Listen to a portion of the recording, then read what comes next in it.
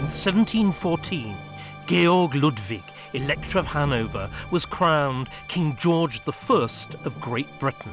It was an unlikely succession. He was 52nd in line to the throne, and, aged 54, the oldest person so far to inherit it, and he was German. But he did have the one thing in his favour that mattered. He was a Protestant. For George owed his crown to Parliament, which, under the Act of Settlement, had barred Catholics from succeeding to the throne.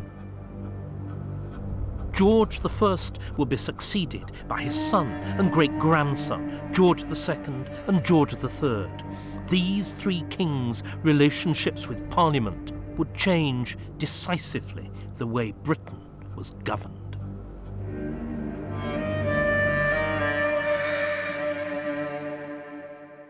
Britain in the 18th century witnessed a major political development, the rise of a second parallel monarchy, the premiership. It was leaders of this new kind who created the first British Empire and the old monarchy which presided over the loss of it. The holders of this new position of Prime Minister, as it became known, increasingly took control of the running of the country from the king and began to establish the pattern of modern government we know today.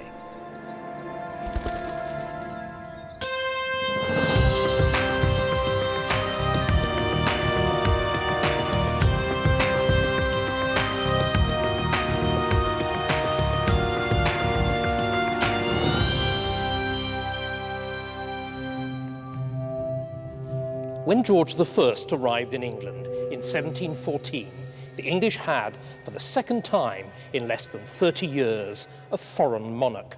Indeed, George was much more foreign, since he was so unremittingly, resolutely German. He arrived with German ministers, German-speaking Turkish body servants, and a German mistress, and, above all, with a determination to protect the interests of his German principality of Hanover. Subsequently, he never learned more than a few words of broken English, and his interest remained essentially German too. In England, for the previous 30 years, the two political parties, the Whigs and the Tories, had alternated in power.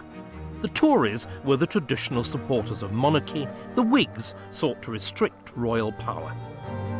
Broadly speaking, monarchs had tried to preserve their freedom of action by not aligning themselves fully with either party. But George I saw things very differently. Passionately interested in military affairs, he had fought alongside the English in the War of the Spanish Succession, and he blamed the Tories for the peace settlement which had given back France most of what she'd lost in the war. He distrusted the Tories even more for their flirtations with the exiled Catholic pretender James Edward Stuart, who claimed that he was the rightful heir to the throne.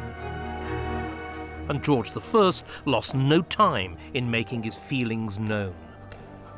The day after he landed in England, George held his first royal court here in the Queen's House at Greenwich. The king paraded his high regard for the notables of the Whig party, but he administered a very public snub to the Tory leader, allowing him to kiss his hands, but saying nothing in return to his speech of welcome. If George had anything to do with it, the sun, it was clear, would shine on the Whigs, whilst the Tories were destined for the wilderness. And George did have a lot to do with it. Royal influence helped win the Whigs a comfortable majority in the Commons that would last for nearly a century. The resulting long Whig domination has been hailed as the restoration of political stability. It could equally well be characterized as 6 decades of one-party rule, with all the problems of one-party rule that our own times have familiarized us with once more. For, with their Tory rivals out of the way, the Whigs fell to fighting amongst themselves, and this struggle became linked with another within the new German royal family. The Hanoverians, it's been cruelly said, like pigs, trample their young. Worst was the mutual loathing of fathers and eldest sons. At first sight, George's son and heir, George, Prince of Wales, was a much more attractive character than his father. He was married to a vivacious, intelligent wife, Caroline. He was as fond of public pomp and circumstance as his reclusive father detested it. He had displayed conspicuous bravery when, as a young German prince fighting alongside the English against the French, his horse had been killed under him in battle.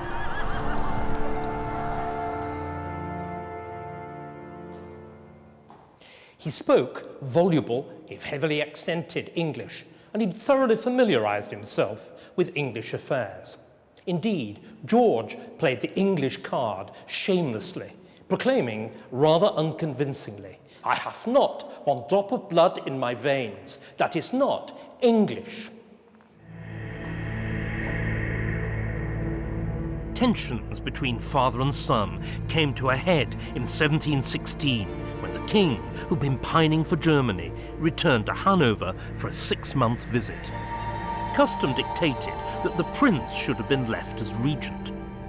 Instead, an obscure precedent was dug out from the Middle Ages, and he was created guardian and lieutenant of the realm with severely restricted powers.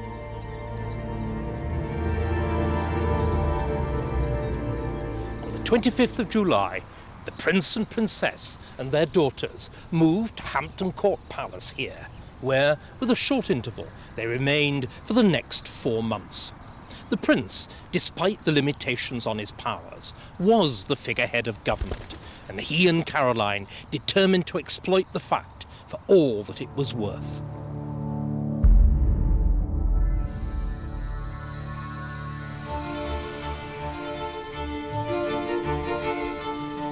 Hampton Court Palace had lain unfinished and largely neglected since the death of William of Orange, but now it burst into life.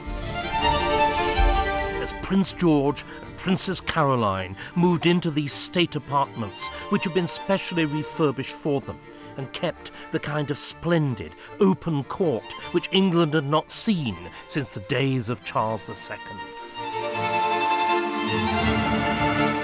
George heard of his son's popularity with jealous rage, and, when he returned from Hanover, he entered, against all his instincts and preferences, into a public relations war with him. So, in the following summer of 1717, the king too took up residence here at Hampton Court, alongside the Prince and Princess.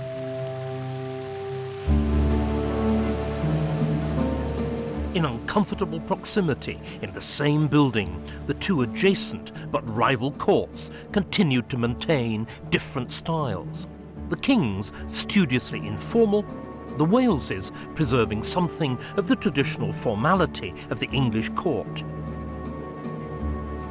for which they needed grand state apartments, like the guard chamber here, designed for them by the brilliant architect Sir John Vanbrugh. But King George had his own genius with whom to strike back. George Frederick Handel.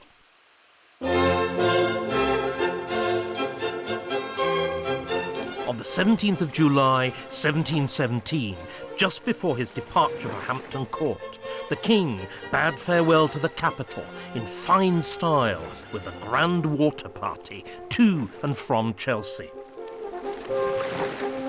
Accompanying the royal party was a barge with a large band of 50 musicians who played the music that Handel had composed for the occasion. The king liked it so much that he had it played over 3 times in going and returning, and no wonder, for it was Handel's water music. Let the Prince of Wales try to beat that.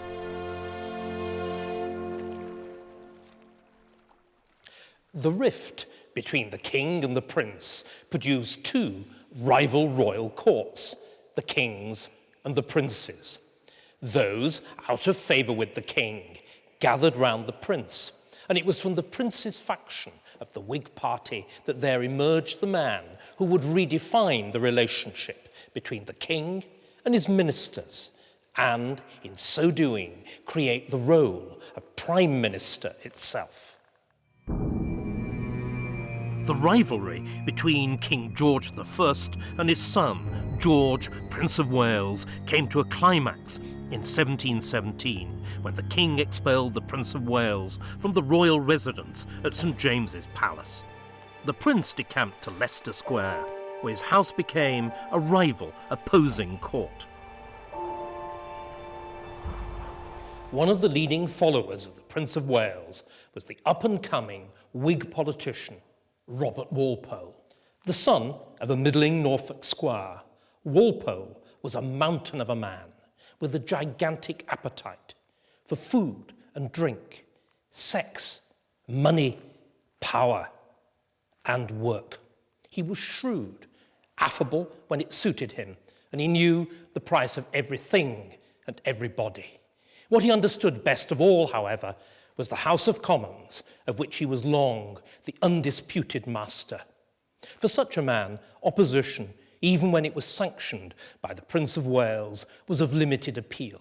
And in 1720, he brokered a general reconciliation of sorts between the king and the prince, and within the fractured Whig party itself. This mediation restored Walpole to the king's favour, but what propelled him to undisputed power was his handling of the great financial crisis known as the South Sea Bubble. Aptly named as it signalled the arrival of the boom and bust economy. The South Sea Company had a valuable asset in the slave trade monopoly to South America, but in a frenzy of speculation, the value of its shares was talked up beyond all reason.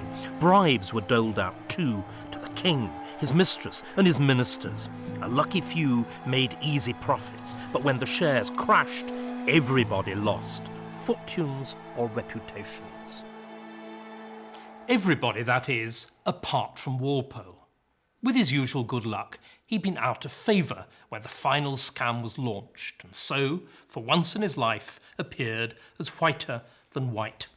He also used his financial skills to wind the crisis down, without provoking either a financial or a political meltdown.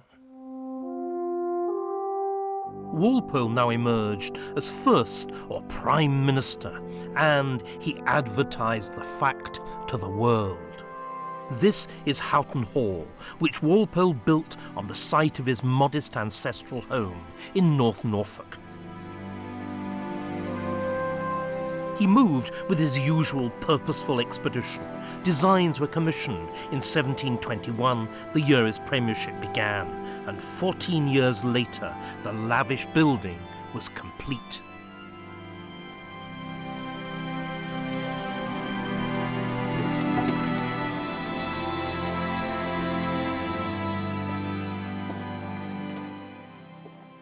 For the great man, as Walpole soon became known, nothing but the best would do. He built with the best materials. He employed the finest architects and designers, like William Kent, who was responsible for these opulently gilded interiors and furniture. And he embellished the house with what was then the biggest and the best collection of pictures in England. The result was perfection. According to one contemporary connoisseur, it was the greatest house in the world for its size, and a pattern for all great houses that may hereafter be built.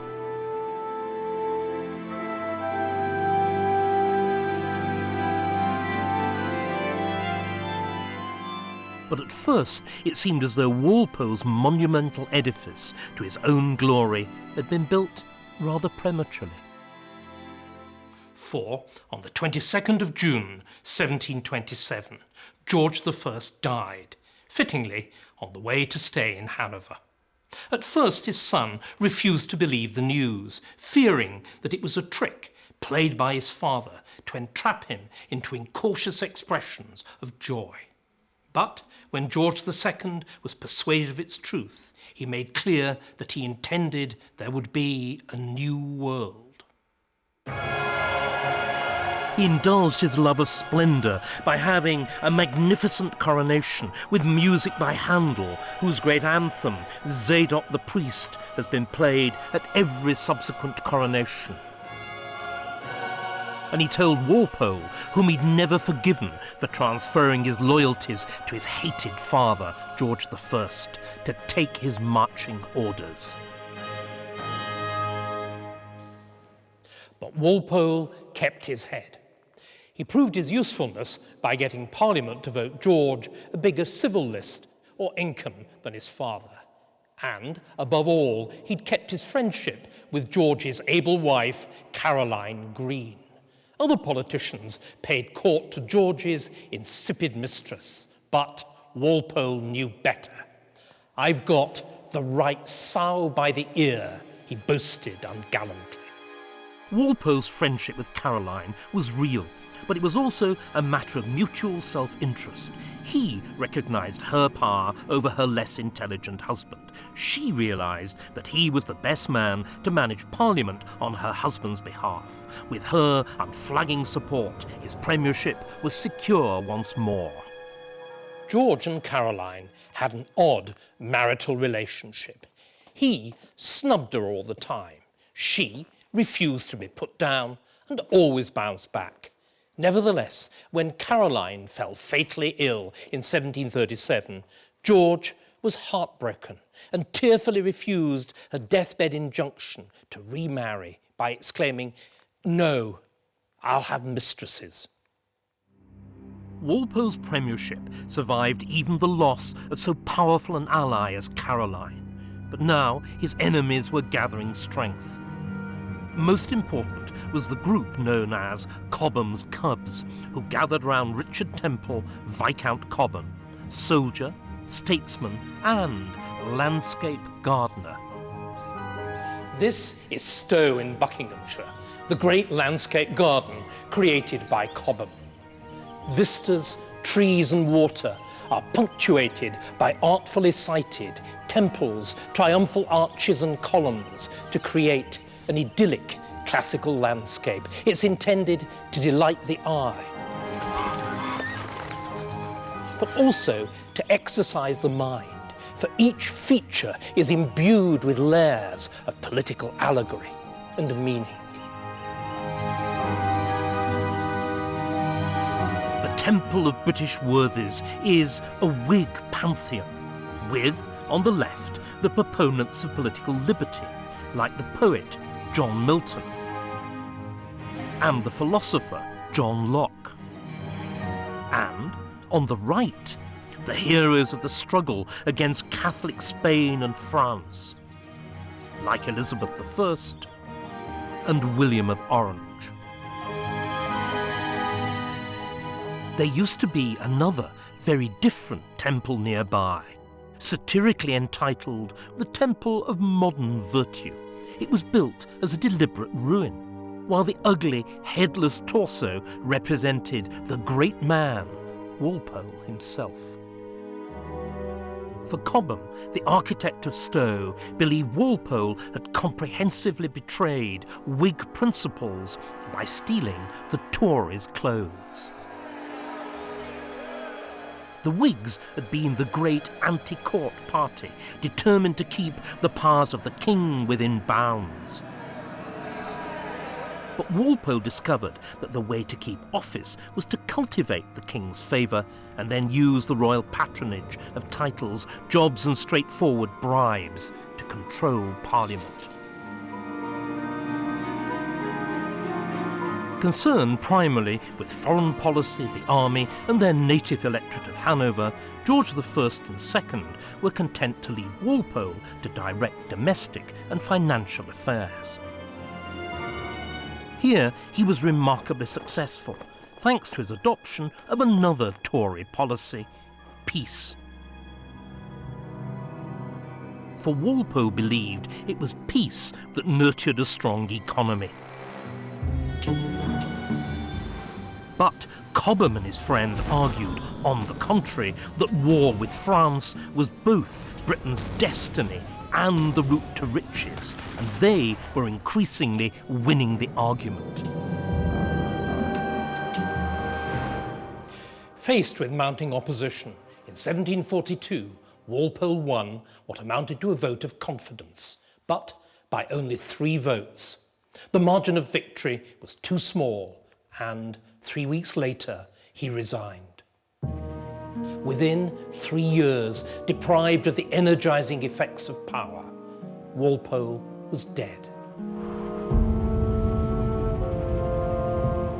Walpole was the first, and still remains the longest-serving, British Prime Minister. He created the office, but it was William Pitt the Elder, the protégé of Walpole's great enemy, Lord Cobham, who would first realise the power of a minister to reshape the nation's destiny. William Pitt had first met Cobham in his 30s, when his dazzling parliamentary oratory against Walpole had immediately made him one of the leading cubs. He became a frequent visitor to the Temple of Friendship, where a circle of like-minded political friends met in the symbolic landscape created by their mentor, Lord Cobham. Pitt later sealed the connection by marrying Cobham's niece, Hester. Hester often acted as her husband's secretary. Even more importantly, she was his nurse, for Pitt was subject to swings of emotion, from elation to prostration, that was so extreme as sometimes almost to amount to madness.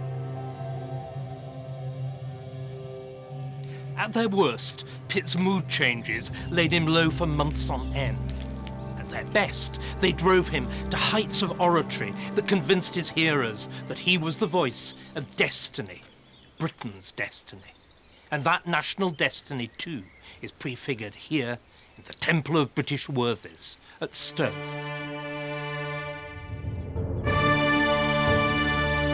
Here is King Alfred, honoured as founder of the English Navy. Sir Francis Drake, who first sailed round the globe in an expedition of magnificent, insolent plundering of the riches of the Spanish Empire. Sir Walter Raleigh, Drake's younger contemporary, who first projected an English colonial empire in America. And finally, the Elizabethan merchant prince, Sir Thomas Gresham, who stabilised the coinage and founded the Royal Exchange.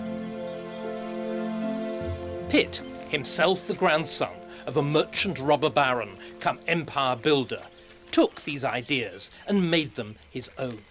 The result can be boiled down to 3 axioms: that the proper field of British endeavour was worldwide and overseas, not continental and European; that the navy and not the army was the right instrument to advance British power, and that overseas trade was the means to the wealth and hence to the power of the British nation.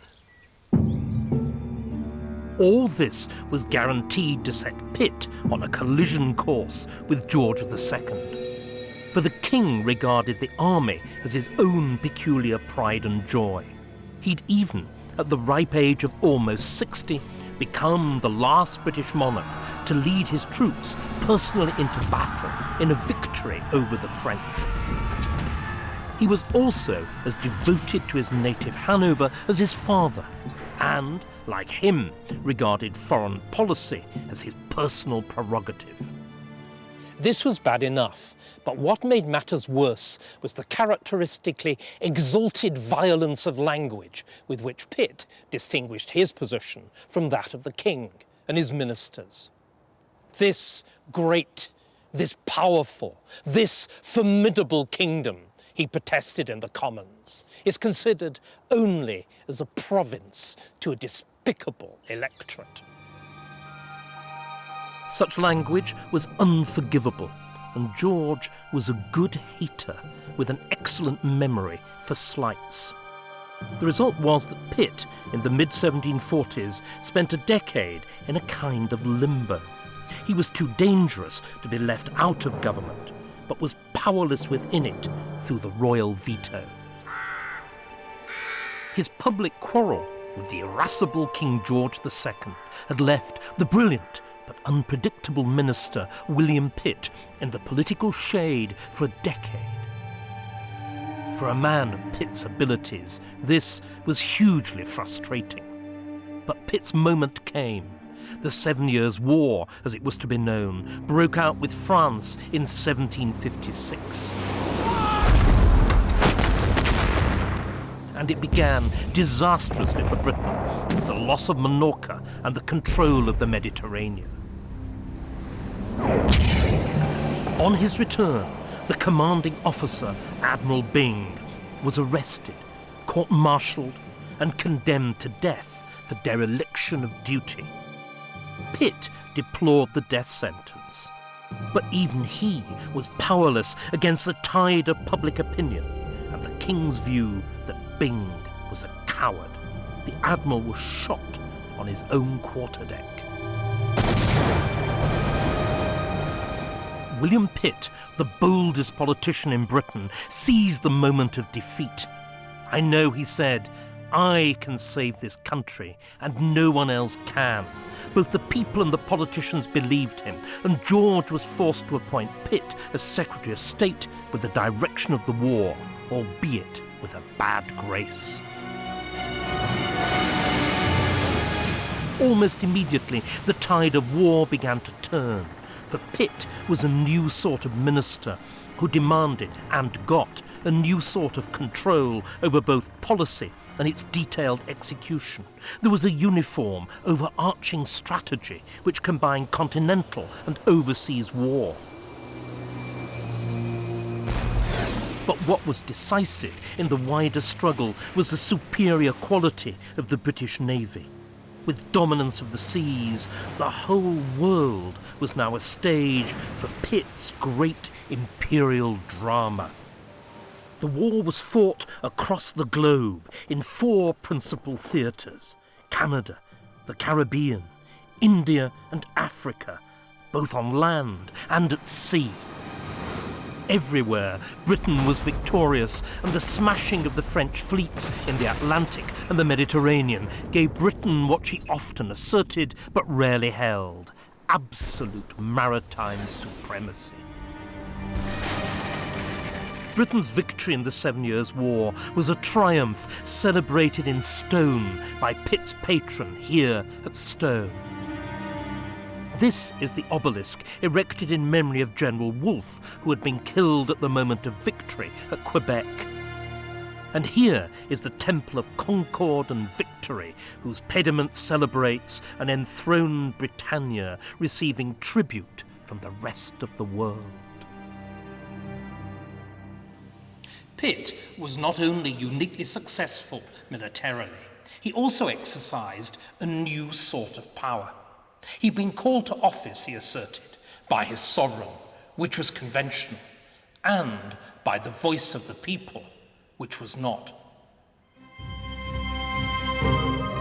Pitt translated his war aims into bold and vivid language which had a resonance in the country beyond Parliament, and he used the newly developing popular press to marshal public opinion behind him, just as would another great populist war leader.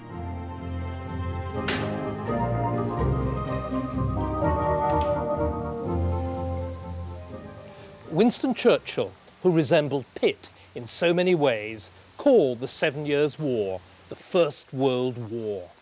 When it began, Britain was only one of 4 leading European powers.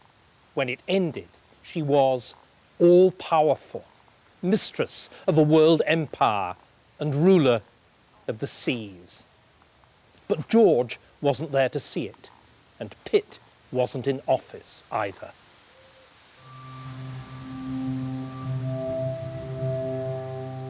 The morning of the 25th of October, 1760, began like any other for King George II at Kensington Palace.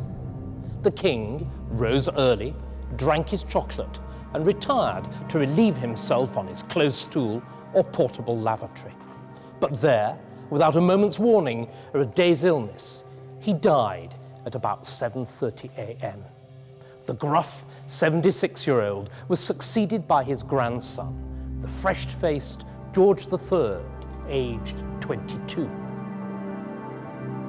The young King George III had been a late developer, sulky, idle, and apparently rather dim at first. He'd been transformed in his late teens by a sympathetic mentor into a paragon of hard work and self-discipline.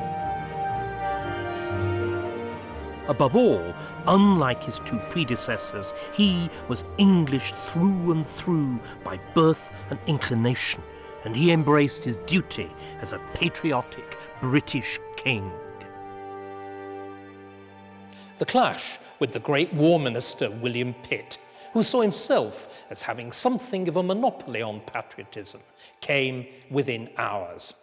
In his accession speech, given at 6:30 p.m. on the day of his grandfather's death, the new king referred to the bloody war in which Britain was engaged. At Pitt's outraged insistence, this was toned down to expensive but just and necessary war in the published version. The row over adjectives showed that the minister and the king took a very different view of the war. Unwilling to compromise, it wasn't long before Pitt had resigned from government. With the departure of the great war minister, peace was soon made with France, and, despite some concessions to French pride, it brought the 7 Years' War to a triumphant conclusion for Britain. With the French expelled from North America, Great Britain and King George III were masters of a global empire, but such a prize didn't come cheaply. The new empire needed protecting and administering. The cost of maintaining the American establishment alone had increased more than fourfold, and this burden fell on a British population of only 8 million. Why shouldn't, British ministers naturally asked, America bear its share of the burden? After all, the war, as Pitt had repeatedly stated, had been fought on America's behalf, and Americans had been its principal beneficiary, with the removal of the threat of the French in Canada and of the French allies amongst the Indian tribes. And there's no doubt that British America had deep pockets. Freed from the threat of war at home, the economies of the 13 colonies were rapidly expanding. Prosperous and fast-growing cities such as Philadelphia, New York and Boston had begun to rival their European counterparts. And they were only the urban centres of an overwhelmingly rural economy in which about 2 million people were thinly scattered over a 1,000-mile coastal strip, which is already 4 or 5 times the size of old England. The ruling class of this affluent land considered themselves fully the equals of their British cousins. They had the same rights and liberties, and they created similar institutions of self-government. This is the Capitol building in Williamsburg, the 18th century seat of the General Assembly of the Colony of Virginia. The colonial government here was the closest in structure to the Westminster Parliament. And, like Westminster, it was dominated by wealthy landowners such as Richard Henry Lee. Lee's ancestral home, Stratford Hall, is an American version of an English country house. And the Lees, their wealth derived from tobacco plantations cultivated by dozens of black slaves, lived a colonial version of the lives of the English country gentlemen who made up the great bulk of British MPs, and they displayed a similar self-confidence and sense of their own importance.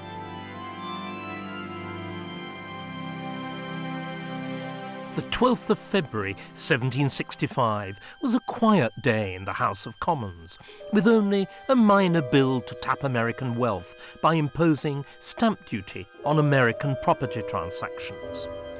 As colonial business rarely aroused much interest, the bill was nodded through an almost empty chamber with minimal opposition. But the Stamp Act set America alight. For the British Parliament was not the only parliament in the British Empire. Indeed, here in America, there were 13 such assemblies, one for each colony. And each one of these assemblies, in its own little world, thought of itself as fully the equal of the Westminster Parliament.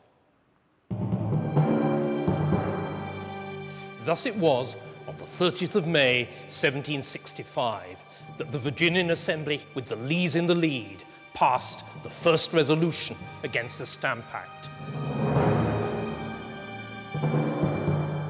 This solemnly declared that the taxation of the people by themselves or by their chosen representatives was a distinguishing characteristic of British freedom, without which the ancient constitution could not exist.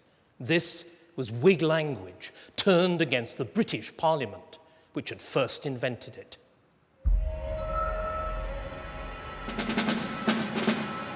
Less decorously, as the date for the coming into operation of the Stamp Act approached, Richard Henry Lee organised a protest procession featuring his own slaves in costume and the mock hanging of the collector's stamp duties.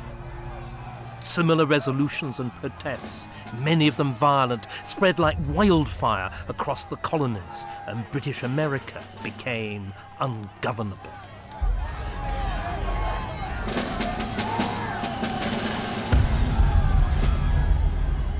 The British made a final attempt at economic and military coercion.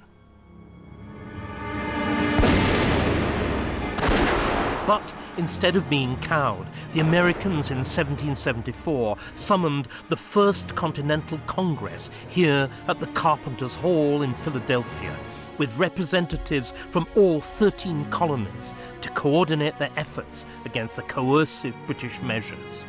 In response to American resistance, King George III threw his weight behind the British Parliament, supporting its determination to impose its will on the rebellious colonies.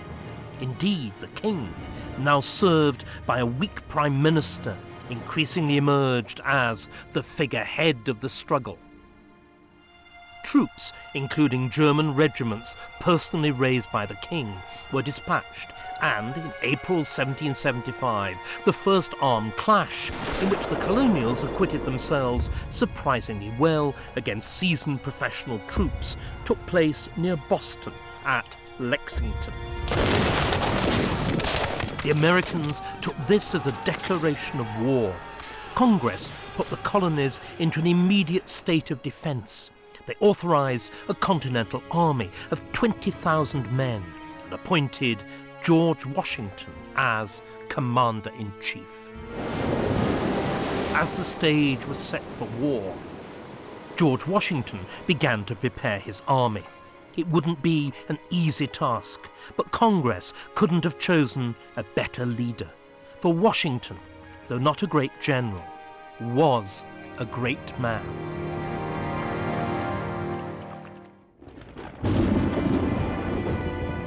As Commander-in-Chief, Washington found himself in charge of a motley crew, badly armed, badly fed and clothed, and badly paid when they were paid at all. To keep them in the field required tact, occasional firmness, and infinite dogged patience. Washington had them all. He also had the natural leadership of a born and bred American gentleman. Washington was another product of the planter gentry of Virginia, where his family were neighbours of the Lees of Stratford Hall. As a landless younger son, a military career beckoned, and Washington became an officer in the Virginian militia. He played an honourable part in the 7 Years' War against the French, and tried, but failed, to get a commission in the British Army. Marriage to a rich widow and deaths in his own family now enabled him to acquire his own plantation at Mount Vernon here, where the mansion house, modest at first, was steadily enlarged and beautified over the years.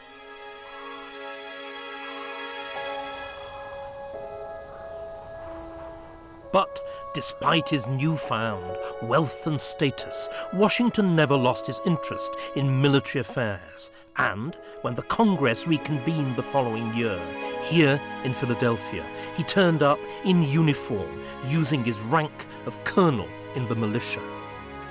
The fighting had hardened positions, and in June 1776, Richard Henry Lee of Virginia moved a resolution for independence. Thomas Jefferson, who came from the same Virginian landowning background as Lee, drafted the Declaration itself, following on from his seminal pamphlet, The Summary View of the Rights of British America. The Declaration embodies Jefferson's belief in the Whig idea that all government depends on a social contract freely entered into by the people. The Declaration, with its ringing assertion that all men are born free and equal, became the Ark of the Covenant of the new republic. Contemporaries were more interested in its violent and highly personal repudiation of allegiance to George III as a tyrant and unfit to be the ruler of a free people. The history of the present King of Great Britain is a history of repeated injuries and usurpations, all having in direct object the establishment of an absolute tyranny over these states.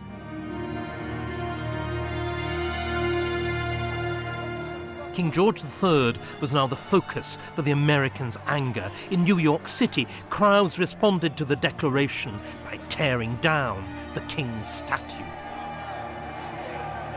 But the immediate importance of the Declaration lay elsewhere, in its claim that, as independent and sovereign states, the United Colonies were entitled to contract whatever foreign alliances they pleased. And there's no doubt where their best hope of an ally lay, in their and Britain's old enemy, France. And French help was desperately needed, since, despite all Washington's efforts, the Americans barely hung on. New York and Charleston remained in British hands, and the most likely outcome seemed a stalemate. The deadlock was broken here at Yorktown, a few miles to the southeast of Williamsburg, where Lord Cornwallis, the Commander-in-Chief of the British Army in America, established his headquarters in 1781. Yorktown lies on a narrow peninsula between the estuaries of the James and the York rivers as they debouch into the mighty Chesapeake Bay. So long, therefore, as the British Navy retained control of the seas, Cornwallis was impregnable. However, the French fleet managed to secure a temporary but vital control of the bay. And, with the British Naval Relief Force too far away to be of any help, Yorktown was quickly surrounded and besieged from land and sea. Under heavy cannon fire for 20 days, Cornwallis's options began to run out. The result was that Cornwallis found himself caught between a strong French fleet which blockaded the James River and Washington's army, into which the French had also poured money and troops.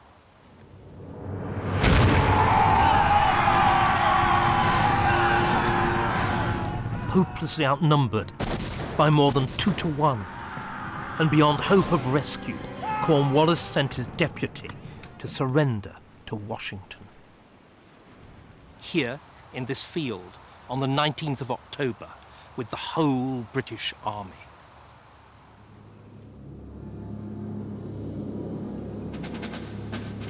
"Oh my God, it's all over," the British Prime Minister wailed when the news of Yorktown arrived.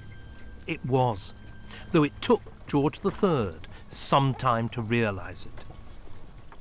Faced with the humiliating and now inevitable loss of the rebellious American colonies, which were the better half of his dominions, King George III resolved to abdicate and to withdraw to his ancestral electorate of Hanover in Germany. He even went as far as drafting his abdication address. His Majesty, with much sorrow, finds he can be of no further utility to his native country, which drives him to the painful step of quitting it forever. In consequence, His Majesty resigns the crown of Great Britain to his son and lawful successor, George, Prince of Wales, whose endeavours for the prosperity of the British Empire he hopes may prove more successful. The king drafted and redrafted his abdication address, but never actually quite did the deed. In the newly independent America, there would be no king. Instead, the offices of head of state and chief minister, held in Britain by the monarch and prime minister, were combined in one person, the president. But it is the continuities that strike. In the new American capital, Washington, the monuments, lawns, and grand sweeping vistas are the lineal descendants of the landscape gardens of stone. Similarly, it is America today which embodies, for better and for worse, the Whig ideas of freedom, power, and empire which inspired William Pitt in the reign of George III, the king who lost America. Continental statesmen confidently predicted that Britain, shorn of her American colonies, would now shrivel to a second-rank power like Sweden or Denmark. But then statesmen often get things wrong.